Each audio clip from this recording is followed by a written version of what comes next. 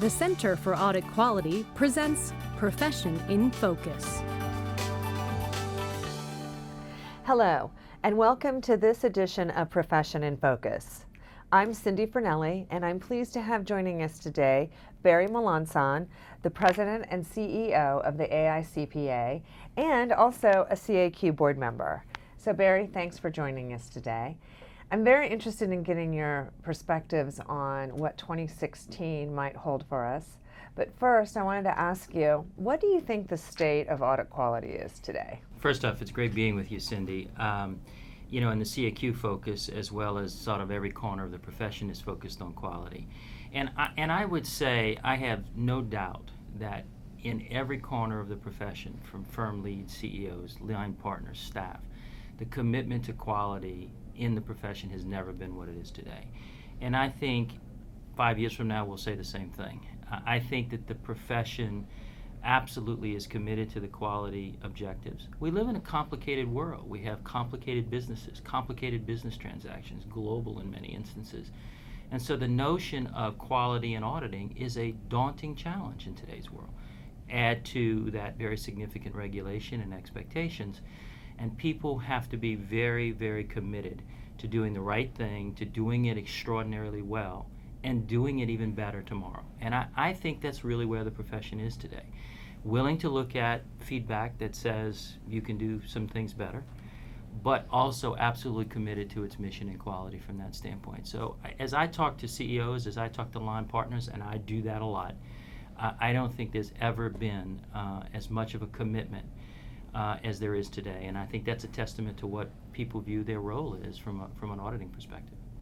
Well, Barry, you mentioned that when you're out and about considerably, I know your travel schedule is very challenging, you talk to all levels within a firm, you talk to investors, you talk to boards of directors, you talk to CEOs and CFOs, and I know one of the themes that you're probably hearing is about cyber threats.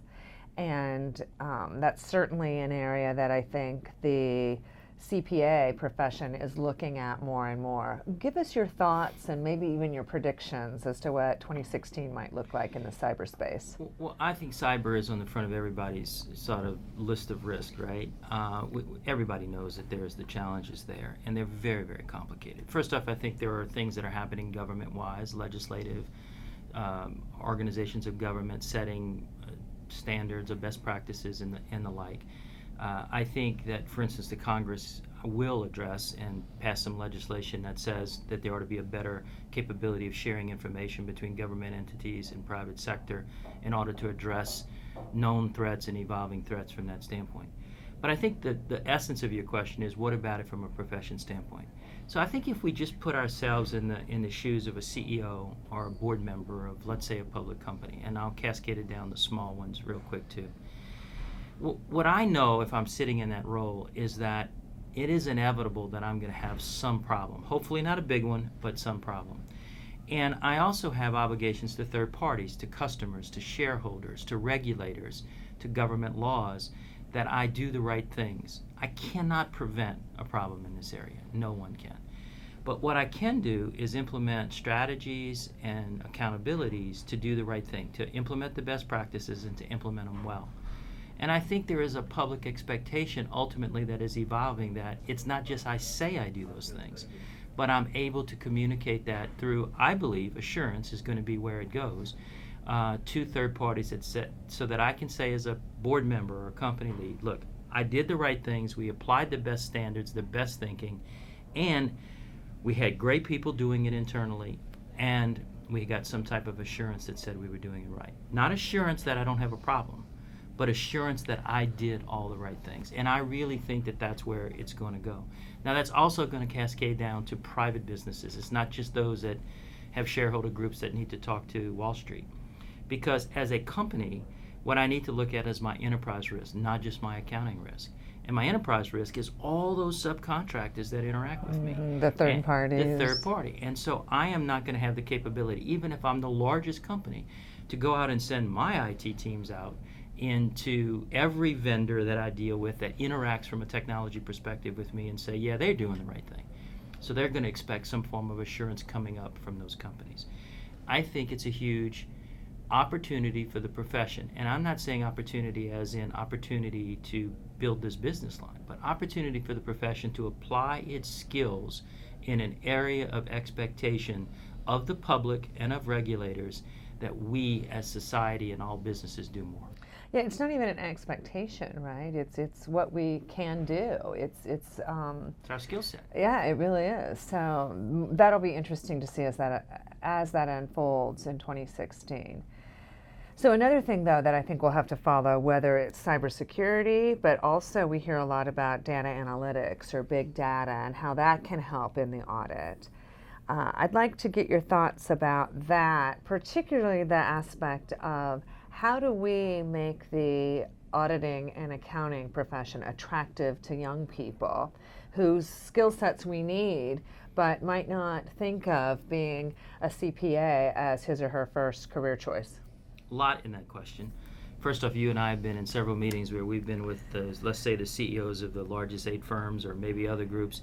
Data analytics will come into the discussion even if it's not even on the agenda. So data analytics is an absolutely essential notion of how the science of auditing, maybe the art of auditing, evolves into the future. It's going to change the very essence of how audits are structured, how they're staffed, and how effective they can be. And it's already happening. This is not something that we think will happen in the next 10 years. Firms are already spending huge amounts of resources doing R&D in these areas and in other areas as well. And it's cascading down into all size firms. I in some of my presentations, I put quotes up from 4 different firms, 2 big 4, 2 small, and basically saying the exact same thing from a data analytics perspective.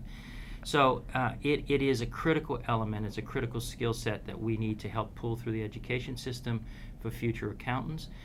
It's certainly a critical skill set that we're going to have to continue to retool everybody who is in the profession on. And frankly, we have to look at the standards. Now, there are a set of standards that PCAOB writes as it relates to public company auditing, as a set of standards as it relates to private company. The standards also have to evolve to have the ability to rely more into design and delivery on data analytics. And so instead of analytical procedures in an audit, we're going to be thinking about how data analytics changes what we do in an audit. And standards have to evolve as well. And there are projects underway from that standpoint. Now, how about making it attractive? Well, I could speak for hours and hours, and I won't bore your listeners on this, but the basic bottom line here is that there are several different trends, and they're hard trends. They're not trends that might happen. They are happening. First off, we've had record numbers of people majoring in accounting since 2008. That wasn't the case in the 90s. We reversed that in the early 2000s. And record numbers of people graduating. The fact of the matter is the mobility of people has changed. And increasingly, people get their degree in accounting today, and they go in other areas other than public practice. So while we've increased the total pipeline, in actuality, the number of CPAs being produced through that process has gone up a bit, but not proportionately to the total number of the pipeline increase. And so we have to ask ourselves why. And we've done a detailed study in each inflection point. So I'm in high school. Am I going to major in accounting? I'm in college. Am I going to think about being a CPA?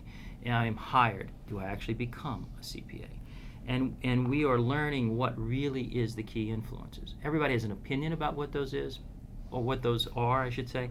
But the fact is that we need to look at it from You want the data, yeah. So just at a nutshell, if I'm a high school person and I am a majority, I'm a white, I'm driven by the fact whether or not I know somebody who is a CPA or not. Because in the majority race, we've become a second-generation profession.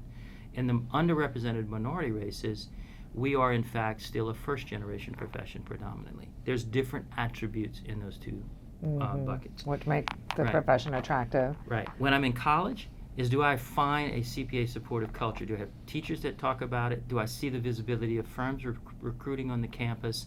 Is there sort of an excitement build in that environment? We can do more, and there's a lot of people who can do more in that space. And then once I get hired, am I in fact encouraged to become a CPA? Does somebody put their arm around me? Does somebody financially incent me? Does somebody provide me time to study? And the big firms actually do that very, very well. The difficulty is people going directly into business and industry. Those employers say, what skill sets do I want? I want to invest in you. I want to help you be better in your career as the person I just hired. But what I see as the skill sets that will help my company might be different, and that's a bigger challenge. Well, you've given us a lot to think about. It sounds like 2016 will be a very exciting year. So thank you for joining us, Barry. And thanks to all of you for joining this edition of Profession in Focus.